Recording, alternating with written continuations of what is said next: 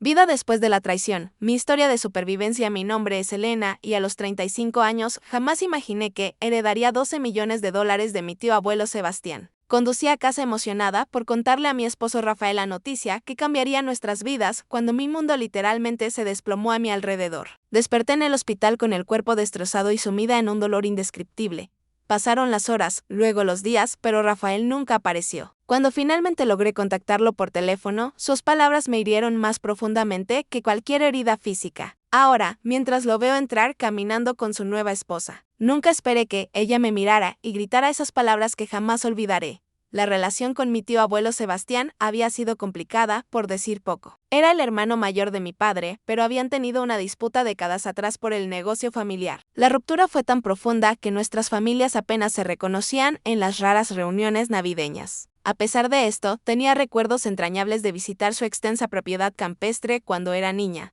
Esas breves visitas siempre se sintieron mágicas. Con el tío Sebastián mostrándome su colección de libros raros y contándome historias de sus aventuras comerciales en el extranjero. Era un millonario hecho a sí mismo que construyó un imperio en el desarrollo inmobiliario. Su perspicacia para los negocios era legendaria en nuestro pequeño pueblo, pero su vida personal estaba notablemente vacía. Nunca se casó ni tuvo hijos, dedicándose completamente a su trabajo. Lo que no sabía hasta mucho después era que había estado siguiendo mis pasos en secreto a través de los años. «Me recuerdas a mí mismo a tu edad», me dijo una vez, durante uno de nuestros raros encuentros cuando tenía 12 años. Inteligente, terca y sin miedo a expresar lo que piensas. Después de graduarse de la universidad y mudarme, el tío Sebastián comenzó a enviarme tarjetas de cumpleaños y cartas ocasionales. Yo respondía cortésmente pero brevemente, sin saber cómo superar la división familiar. Las cartas contenían actualizaciones mundanas sobre su vida, perspectivas sobre negocios y preguntas ocasionales sobre la mía. Nunca me di cuenta de que estaba construyendo cuidadosamente una conexión conmigo, la sobrina que apenas conocía.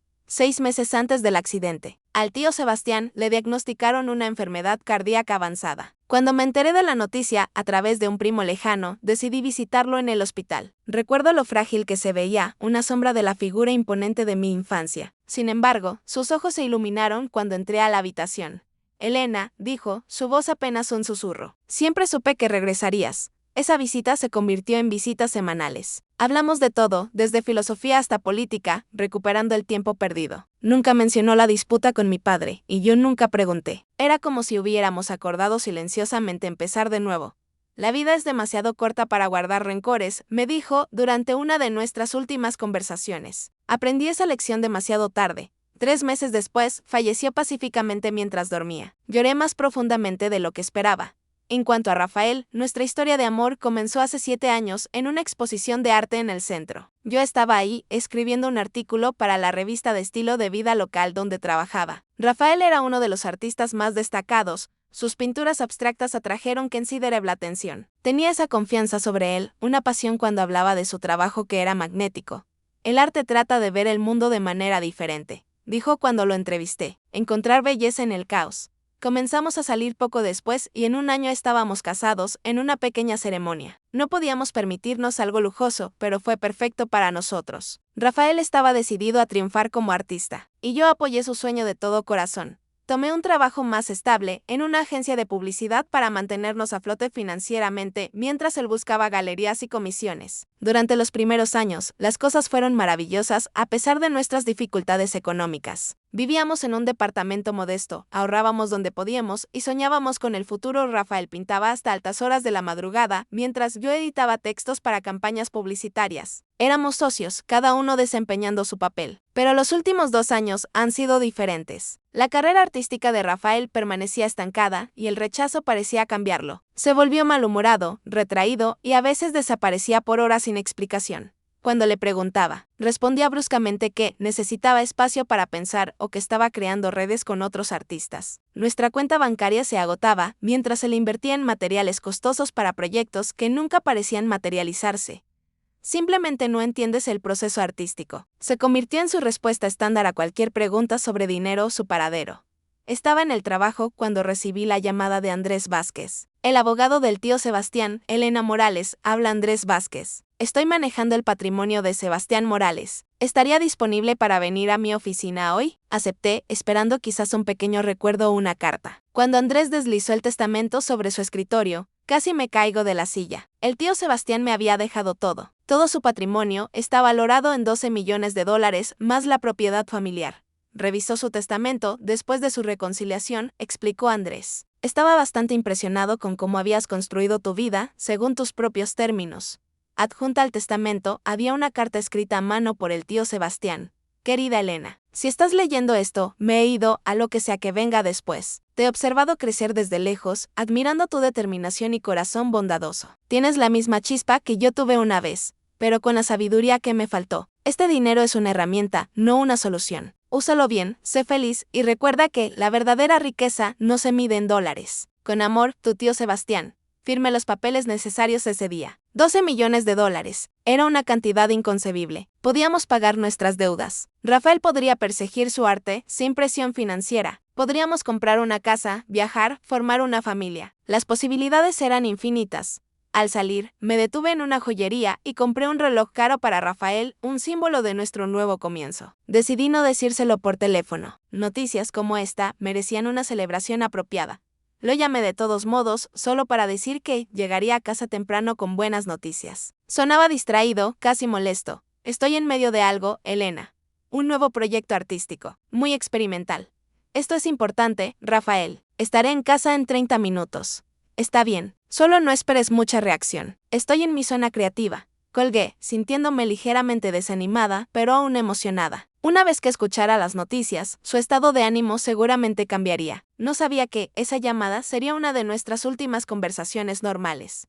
La lluvia acababa de comenzar cuando me incorporé a la autopista. Una llovizna ligera que hacía brillar el camino bajo el sol de la tarde. Recuerdo encender la radio, alguna canción alegre sonando, mientras mentalmente ensayaba cómo le contaría a Rafael sobre la herencia. Tal vez le haría cerrar los ojos. Pondría el reloj en sus manos y luego compartiría la increíble noticia. Imaginé su rostro iluminando, el estrés de los últimos años desvaneciéndose al darse cuenta de que éramos financieramente libres. Estaba tan consumida con estos pensamientos que casi no lo vi suceder. Un camión articulado 2 carriles más allá de repente se desvió, sus llantas derrapando sobre el pavimento mojado. El tiempo pareció ralentizarse mientras lo vi formar una L, el remolque masivo, balanceándose hacia mí como un péndulo terrible. Giré el volante bruscamente hacia la derecha, pero era demasiado tarde. El impacto fue ensordecedor. El metal se aplastó contra el metal mientras mi carro giraba violentamente. La bolsa de aire explotó en mi cara con una fuerza impactante. A través del caos, recuerdo ver la caja del reloj volar abierta, el costoso cronómetro deslizándose por el tablero en cámara lenta. Mi último pensamiento consciente fue extrañamente sobre un cartel publicitario al lado del camino que anunciaba seguros familiares con el lema "Protege lo que más importa". Luego, la oscuridad.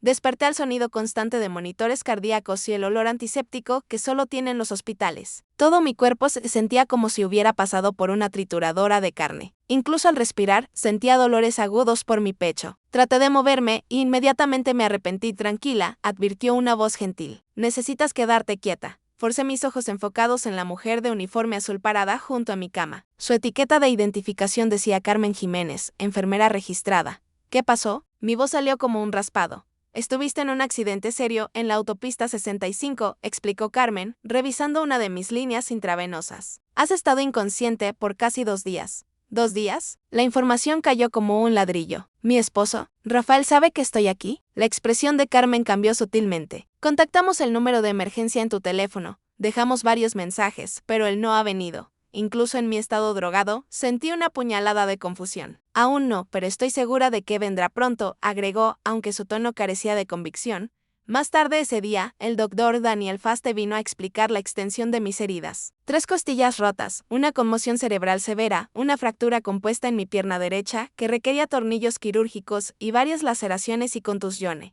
Necesitaría semanas de hospitalización, seguidas de meses de terapia física. Tuviste extraordinaria suerte, dijo. El conductor del camión que te golpeó no sobrevivió. ¿Suerte? No me sentía afortunada mientras yacía ahí sin poder contactar a mi esposo. Intenté llamar al teléfono de Rafael repetidamente, pero iba directo al buzón de voz. Envié mensajes de texto que se mostraban como entregados, pero permanecían sin respuesta. Cada hora que pasaba sin respuesta amplificaba mi ansiedad. Carmen se convirtió en mi enfermera principal y cada vez más en mi confidente. Me revisaba incluso cuando no estaba asignada a mi habitación, trayendo vasos de pudín extra o simplemente sentándose conmigo cuando su turno lo permitía. ¿Aún nada? Preguntó el tercer día, ayudándome a sentarme para comer. Negué con la cabeza, haciendo una mueca por el movimiento. No entiendo. Incluso si su teléfono se murió, sabría que algo estaba mal cuando no llegué a casa. Al cuarto día, finalmente recibí un mensaje de Rafael. Me enteré del accidente. Muy ocupado con proyecto revolucionario. Visitaremos cuando las cosas se calmen. Sin preguntas sobre mi condición, sin oferta de ayuda, simplemente nada. Eso no suena bien, frunció el ceño Carmen cuando le mostré el mensaje. ¿Tienes amigos que puedan revisarlo? Llamé a mi amiga Patricia, pero sonaba extraña por teléfono, poniendo excusas sobre por qué no podía visitarme aún. Cuando la presioné sobre Rafael, rápidamente cambió de tema. Al final de la primera semana, me había vuelto cada vez más sospechosa. Usando la tableta de Carmen, revisé las redes sociales y encontré algo que me heló la sangre. Rafael se había registrado en la Galería Artemis, un club de arte exclusivo conocido por sus patrocinadores adinerados. Con un comentario sobre celebrar nuevos comienzos con las manos temblorosas, llamé a su número otra vez. Esta vez, contestó, su voz molesta con música sonando de fondo. Rafael, estoy en el hospital. He estado aquí una semana. ¿Dónde estás? Una pausa. Mira, Elena, estoy en medio de algo importante. ¿Más importante que tu esposa estando en condición crítica? Otra pausa, más larga esta vez. Cuando habló de nuevo, su voz había cambiado, se había vuelto más fría. No tengo tiempo ni dinero para una perdedora. Elena, algunos de nosotros estamos avanzando con nuestras vidas. El teléfono se cortó. Lo miré con incredulidad, lágrimas corriendo por mi cara. ¿Qué quería decir con la perdedora? Acababa de heredar 12 millones de dólares y lo más importante, era su esposa, herida y sola. Carmen me encontró sollozando una hora después e inmediatamente pidió un sedante. Mientras la medicación hizo efecto, entumeciendo tanto el dolor físico como emocional, un pensamiento siguió dando vueltas en mi mente nebulosa. Algo estaba muy mal. Los días siguientes a la cruel llamada telefónica de Rafael fueron los más oscuros de mi vida. Rechacé comida, apenas dormí, y lloré hasta no tener más lágrimas. El dolor físico de mis heridas palideció comparado con la devastación emocional. 7 años de matrimonio, y así era como terminaba. Con un despido tan frío que se sintió como hablar con un extraño, Carmen se preocupó lo suficiente como para llamar a la Dra. Jessica Parke, la psicóloga del hospital. Una mujer menuda con ojos bondadosos y una actitud directa. Jessica no ofreció condolencias vacías. Lo que estás experimentando es trauma en múltiples niveles, explicó durante nuestra primera sesión. Lesión física, traición emocional y el shock del abandono repentino. Es normal sentir que te estás ahogando. ¿Él sabía? Pregunté en voz alta, sin esperar realmente una respuesta. Sobre el dinero, quiero decir. ¿Qué dinero? Preguntó Jessica. No le había contado a nadie en el hospital sobre mi herencia. Parecía poco importante comparado con todo lo demás que estaba pasando. Pero ahora me preguntaba si era la clave para entender el comportamiento de Rafael. Heredé 12 millones de dólares el día de mi accidente, expliqué. Iba camino a decirle a Rafael cuando ocurrió el choque. Las cejas de Jessica se alzaron. Eso ciertamente añade otra dimensión a considerar. 2 días después, Patricia finalmente visitó. Entró a mi habitación cautelosamente, agarrando un pequeño ramo de flores y mirando a cualquier lugar menos a mí. ¿Te ves terrible?, soltó, luego inmediatamente hizo una mueca. Perdón, eso salió mal. ¿Por qué me has estado evitando? Pregunté directamente. Los medicamentos habían disminuido mi capacidad para las cortes sociales. Patricia se sentó pesadamente en la silla de visitantes, las flores olvidadas en su regazo. No sabía qué decir, Elena.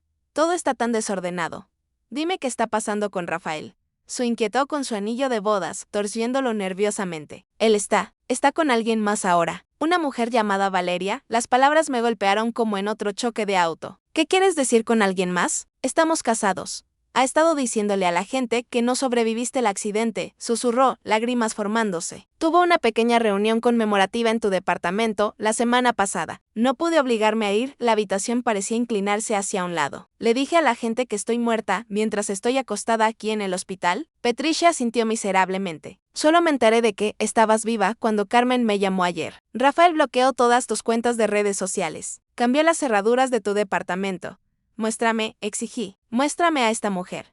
Reluctantemente, Patricia sacó su teléfono y abrió Instagram. Ahí estaba él, mi esposo, con el brazo alrededor de una mujer esbelta de cabello oscuro. Estaban en una galería de arte, alzando copas de champán, viéndose como una pareja establecida. Algo sobre el rostro de la mujer despertó una extraña sensación de familiaridad. Era más joven que yo, tal vez de mediados de los 20, vestida con estilo con características que de alguna manera hacían eco de las mías. Su nombre es Valeria Laurent. Es algún tipo de asistente en la Galería Hayward, explicó Patricia. Se conocieron hace unos 3 meses, según amigos mutuos. 3 meses. Mientras yo visitaba a mi tío moribundo, Rafael había estado cultivando una relación con esta mujer. Me sentí físicamente enferma. Hay más, agregó Patricia, su voz bajando aún más. La gente dice que se casaron el fin de semana pasado. Alguna ceremonia rápida en el juzgado casado. Mi esposo había declarado que estaba muerta y se casó con otra mujer en días de mi accidente. La traición era tan enorme que no podía procesarla.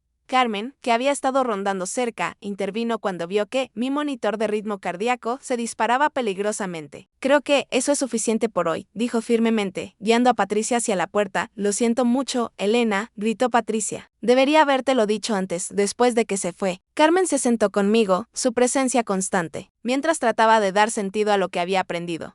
¿Necesitas ayuda legal?, dijo finalmente. Esto no es solo traición, es fraude. Tenía razón. Con su ayuda, llamé a Andrés Vázquez. A la mañana siguiente, Elena, estaba empezando a preocuparme, dijo el abogado. He estado tratando de contactarte sobre algunos desarrollos preocupantes. Déjame adivinar, dije amargamente. Mi esposo ha estado preguntando sobre mi herencia. Más que preguntar. Vino a mi oficina afirmando ser tu pariente más cercano, diciendo que habías fallecido en un accidente. Trajo certificados de matrimonio y lo que parecían ser documentos de defunción. Aunque no pasaron una inspección más cercana. Está tratando de robar mi herencia, dije, las piezas finalmente encajando. Parece ser así. Y no está trabajando solo. Trajo a una mujer joven con él que presentó como tu hermana, alegando que debería tener derechos de herencia parcial. No tengo una hermana, dije automáticamente, luego me congelé. ¿Cuál era su nombre? Valeria algo. Apellido francés, mi mente se aceleró. El rostro familiar. El parecido que la gente había notado entre nosotras. El momento de su aparición en la vida de Rafael. Justo cuando la salud del tío Sebastián había comenzado a fallar a Andrés. Necesito que investigues los antecedentes de esta mujer y necesito que vengas al hospital mañana. Creo que mi esposo está planeando algo y necesito estar preparada. Esa noche, apenas dormí, mi mente armando los fragmentos de este rompecabezas bizarro. ¿Cómo había sabido Rafael sobre la herencia antes de que se lo dijera? ¿Por qué elegir a una mujer que se parecía a mí para esta estafa? ¿Y por qué se veía tan familiar más allá del simple parecido físico? Para la mañana, tenía una teoría enfermante formándose, una tan retorcida que apenas podía contemplarla. Le pedí a Carmen que instalara una pequeña cámara en mi habitación, supuestamente por razones de seguridad. Luego envié un mensaje al teléfono de Rafael desde el número de Patricia que me había prestado. Sé sobre la herencia. Elena está despierta y recuerda todo. Necesitas arreglar esto antes de que hable. La respuesta llegó en minutos. Lo manejaremos hoy. Borra este mensaje, venían, y finalmente obtendría algunas respuestas. Pasé la mañana preparándome tanto mental como físicamente para la confrontación que se avecinaba. Carmen me ayudó a sentarme correctamente en la cama y ajustar mi apariencia para que pareciera ligeramente más vulnerable de lo que realmente me sentía. La Dry Jessica me aconsejó sobre mantener el control emocional sin importar lo que pudiera decirse. Recuerda, tienes el poder aquí, me recordó. Sin importar lo que él diga o haga, no puede quitarte eso a menos que se lo permitas. Andrés llegó al mediodía con su maletín en mano y se ubicó en la silla junto a la ventana, donde no sería inmediatamente visible para cualquiera que entrara. La pequeña cámara que Carmen había instalado estaba grabando discretamente, su diminuto lente apuntado al pie de mi cama. ¿Estás segura de que quieres hacer esto hoy?, preguntó Andrés, preocupado por mi condición aún frágil. Podríamos manejar esto a través de canales legales apropiados. Necesito ver su cara, respondí. Necesito entender por qué. Exactamente a las 2 de la tarde, hubo un golpe en mi puerta. Mi ritmo cardíaco se disparó, el monitor está traicionando mi ansiedad a pesar de mi exterior compuesto. Carmen apretó mi mano una vez antes de retroceder para pararse cerca de la puerta del baño. Rafael entró primero, vestido con un blazer de aspecto caro que nunca había visto antes. Su cabello estaba peinado de manera diferente y llevaba un reloj nuevo que probablemente costó varios miles. La transformación de artista luchadora sofisticado adinerado fue desconcertante. Su expresión al verme no fue sorpresa o alivio, sino molestia, rápidamente enmascarada por falsa preocupación de Elena. Dijo, su voz teatral. ¿Estás despierta? ¿Hemos estado tan preocupados nosotros?, pregunté, mi voz más firme de lo que me sentía. Miró hacia atrás hacia la entrada, gesticulando impacientemente. Una figura esbelta entró a la habitación, pero permaneció parcialmente oculta detrás de él. Solo podía ver un vistazo de cabello oscuro y un vestido de diseñador. ¿Recuerdas a Valeria? Por supuesto, dijo suavemente, la hija de tu prima. No dije nada, observando mientras se movía más hacia la habitación, su confianza creciendo con cada paso. Siempre había sido un actor de corazón, convincente en cualquier papel que eligiera representar. Hoy, se había elegido como el esposo preocupado. Los doctores dicen que tu memoria podría estar afectada por el accidente, continuó. Tantas cosas han pasado mientras has estado inconsciente. ¿Cómo decirle a todos que estaba muerta? Pregunté en voz baja. Su paso vaciló momentáneamente antes de recuperarse. Un malentendido terrible. Cuando te trajeron primero, pensaron que podrías no lograrlo. Estaba devastado. Algunas personas malinterpretaron mi dolor. ¿Y el nuevo departamento, las celebraciones en galerías de arte, la licencia de matrimonio? Sus ojos se estrecharon ligeramente, calculando. Has estado escuchando chismes, querida. No es bueno para tu recuperación. Lo que importa ahora es ponerte bien y resolver los aspectos financieros de tu situación. Sacó algunos papeles de su bolsillo interior. Los doctores mencionaron que podrías no ser capaz de manejar tus asuntos por algún tiempo. He traído algunos formularios simples autorizando a manejar las cosas mientras te recuperas. Casi tuve que admirar la actuación. Si hubiera estado fuertemente medicada o confundida, podría haber creído su acto preocupado. Pero podía ver la frialdad detrás de sus ojos, la impaciencia en la forma en que sostenía los papeles. ¿Te refieres a los 12 millones que heredé? Pregunté directamente, su expresión parpadeó. Sorpresa rápidamente enmascarada. ¿Recuerdas eso? Sí, por supuesto. Tal bendición, pero también una responsabilidad. En tu condición, el estrés de manejar tales fondos podría impedir tu recuperación. ¿Qué considerado de tu parte preocuparte por eso? Sonrió, malinterpretando mi calma por cumplimiento. Siempre he tenido tus mejores intereses en el corazón. Elena, es por eso que bloqueaste mis cuentas de redes sociales. Cambiaste las cerraduras de nuestro departamento. ¿Les dijiste a mis amigos que estaba muerta? La fachada de Rafael comenzó a agrietarse. Estás confundida. La medicación. Muéstrale el video, dijo Andrés de repente, levantándose de su silla. Rafael se volteó, genuinamente sorprendido. ¿Quién diablos eres tú? Andrés Vázquez, abogado de la señora Morales. Y tú debes ser el esposo que ha estado intentando defraudar a su esposa herida. Andrés puso su tableta en la bandeja de la cama, reproduciendo filmación de seguridad de su oficina, mostrando a Rafael y a una mujer joven presentando certificados de defunción falsificados y reclamando derechos de herencia. Eso es suficiente. Rafael espetó, moviéndose para agarrar la tableta. No toques eso, advirtió Carmen, dando un paso adelante. La seguridad del hospital está justo afuera. La mujer, que había permanecido cerca de la entrada, finalmente se movió hacia adelante, aparentemente la curiosidad superando la cautela. Mientras se acercaba a la cama, obtuve mi primera mirada clara de su rostro. El parecido era aún más impactante de cerca. Los mismos ojos con forma, nariz similar. Incluso la forma en que se llevaba me recordaba a mí misma a una edad más joven. Pero había algo más, algo que despertó un reconocimiento profundo, casi primitivo. Valeria me miró fijamente, su expresión cambió de nerviosa a confundida a conmocionada. Su rostro se puso dramáticamente pálido, mientras sus ojos se fijaron en los míos. Dios mío, susurró, su voz temblando. Ella es mi madre. La habitación quedó completamente en silencio. Rafael se lanzó hacia ella, agarrando su brazo. Cállate, siseó. Apégate al plan, pero Valeria estaba transfigurada, mirándome como si viera un fantasma. Con manos temblorosas, alcanzó su bolso y sacó una fotografía desgastada. He estado buscándote toda mi vida, dijo, su voz quebrándose mientras sostenía la foto para que la viera. La imagen mostraba a un adolescente sosteniendo a un bebé recién nacido. Su rostro parcialmente oscurecido, pero inconfundiblemente una versión más joven de mí misma. Una fotografía que no había visto en 17 años. Una que pensé había sido destruida hace mucho tiempo.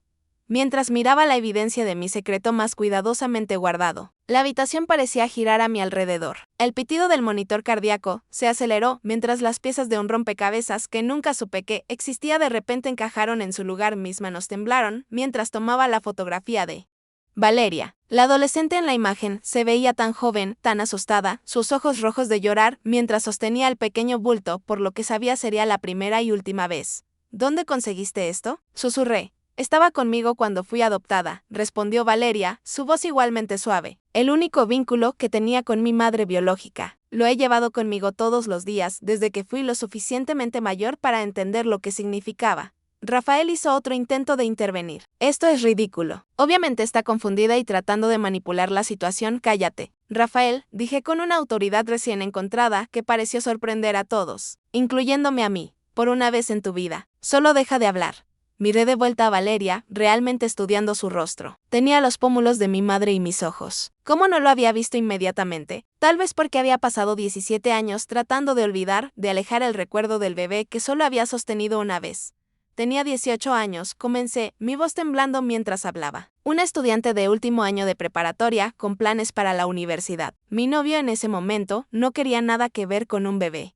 y mis padres estaban horrorizados por el escándalo que causaría en nuestro pequeño pueblo. Valeria se sentó en el borde de mi cama, transfigurada. Me enviaron a quedarme con una tía distante durante el embarazo. Después de que nacieras, arreglaron una adopción cerrada. Me permitieron sostenerte una vez y alguien tomó esta foto. No sabía que te habían dado una copia. Mis padres adoptivos me dijeron que era lo único que vino conmigo, explicó Valeria. Fueron personas maravillosas que nunca ocultaron el hecho de que era adoptada. Cuando cumplí 18, apoyaron mi decisión de buscar a mi madre biológica.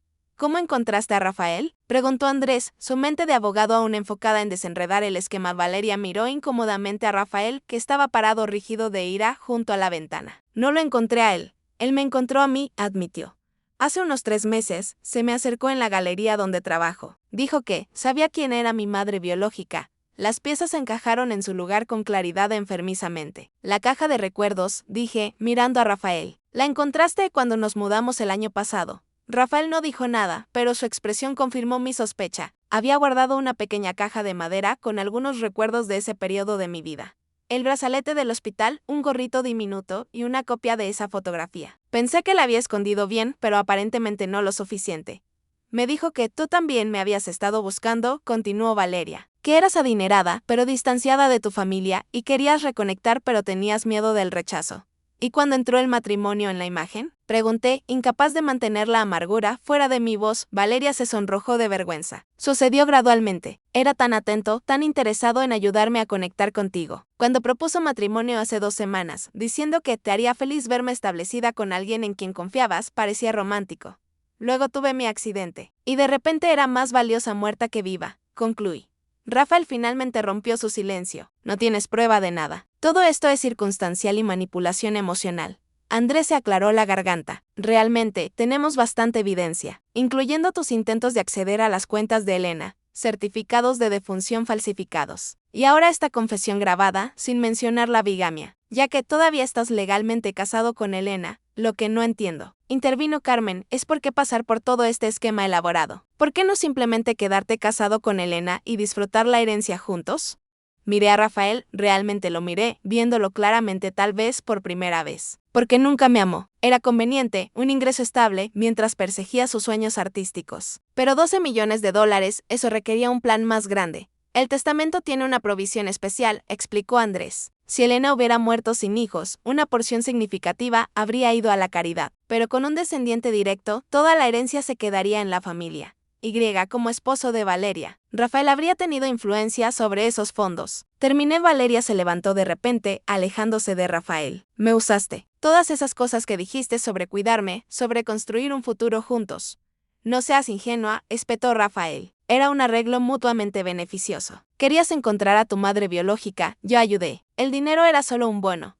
¿Declarándose muerta y casándote con mi hija?, pregunté incrédulamente. La mitad de la herencia habría ido a ella de todos modos, una vez que se descubriera la relación, argumentó Rafael, su verdadera naturaleza ahora completamente expuesta. Solo estaba acelerando el proceso.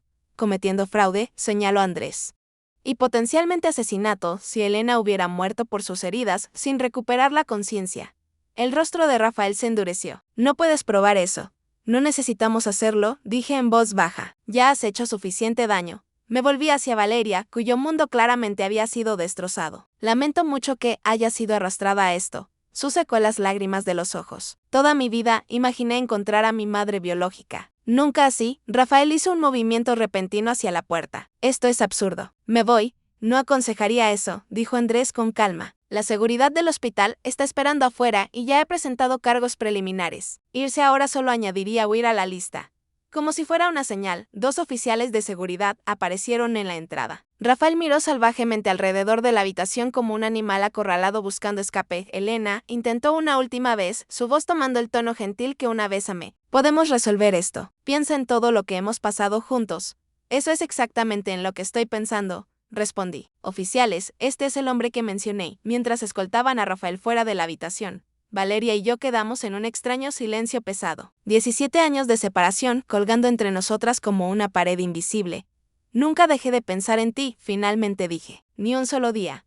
Los días siguientes al arresto de Rafael fueron una neblina de reuniones legales, declaraciones policiales y conversaciones emocionales. Andrés trabajó incansablemente para desenredar la red de fraude que Rafael había creado. descubriendo que había intentado acceder a mis cuentas bancarias múltiples veces usando documentos forjados. Fue bastante meticuloso, explicó Andrés durante una de nuestras reuniones en mi habitación del hospital. Había creado un rastro de papel sugiriendo que habías discutido la herencia con él, incluso llegando a falsificar correos electrónicos entre ustedes dos. ¿Cuántos problemas tiene?, pregunté, no por preocupación por Rafael, sino necesitando entender el alcance de sus crímenes: fraude, falsificación, intento de robo mayor, bigamia, y potencialmente cargos de conspiración, si podemos probar que, deliberadamente te dejó sin asistencia médica después del accidente. Está viendo un tiempo de prisión significativo, la traición aún se sentía Seil, como si estuviera viendo la vida de otra persona desmoronarse. 7 años de matrimonio y nunca había conocido verdaderamente al hombre con quien compartía mi cama. ¿Qué pasa con el matrimonio con Valeria?, pregunté, ya presentando para anulación. Desde que tu matrimonio con Rafael nunca fue legalmente disuelto, su matrimonio con Valeria es inválido. Además, la evidencia de manipulación e intento fraudulento lo hace un caso directo. Valeria había estado visitando diariamente desde la confrontación. Nuestras reuniones iniciales fueron incómodas, llenas de largos silencios y preguntas vacilantes. ¿Cómo comenzar una relación con la hija que diste en adopción hace 17 años, especialmente bajo circunstancias tan bizarras? Háblame de tus padres, pregunté durante una de sus visitas. Tus padres adoptivos, quiero decir.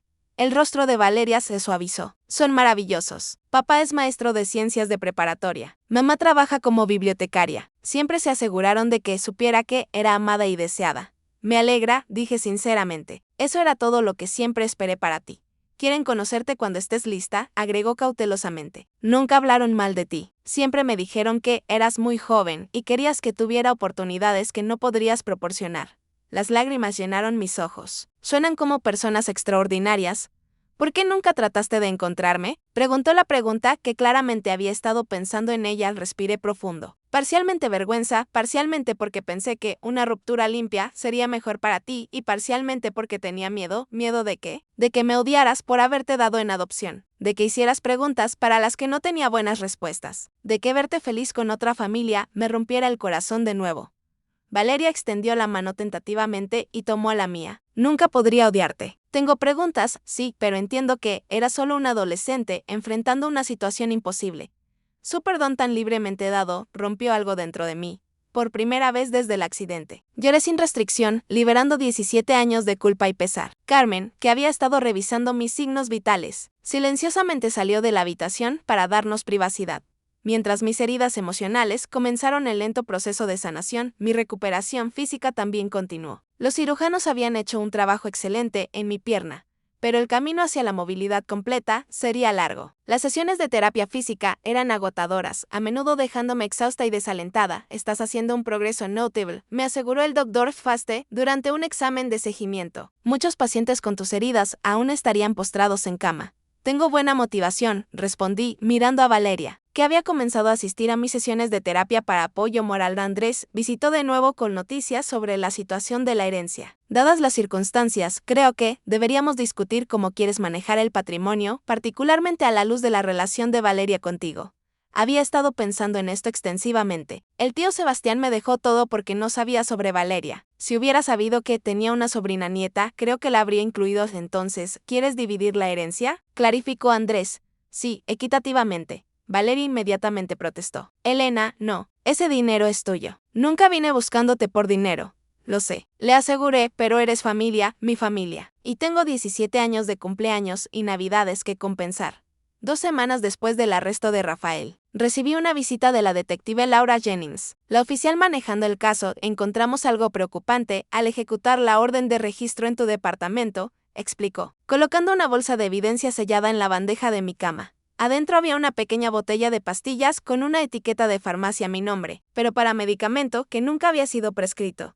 Estos son sedantes poderosos a menudo usados para tratar insomnio severo, explicó la detective Jennings. Según la fecha de la prescripción, fueron surtidos 3 días antes de tu accidente. Nunca he tenido problemas para dormir, dije confundida. Nunca he visto esto antes. Estamos investigando la posibilidad de que tu esposo pudo haber estado medicando sin tu conocimiento. Varios de tus vecinos reportaron escuchar discusiones en las semanas antes de tu accidente, y uno mencionó que parecías inusualmente cansada y desorientada durante tu última conversación. La implicación era clara y escalofriante. ¿Había estado Rafael planeando deshacerse de mí incluso antes de enterarse de la herencia? ¿El choque simplemente proporcionó una oportunidad conveniente para acelerar sus planes? Tal vez nunca sepamos el alcance completo de lo que tenía intención, admitió la detective Jennings. Pero ten por seguro, estamos construyendo el caso más fuerte posible. Mientras se acercaba mi fecha de alta, las preocupaciones prácticas comenzaron a surgir. No podía regresar al departamento que había compartido con Rafael, tanto por razones legales como emocionales. Los hoteles no eran adecuados para alguien que aún requería cuidado médico y terapia física. «Podrías quedarte conmigo», ofreció Valeria. «Mi lugar es pequeño, pero tiene elevador y no hay escaleras».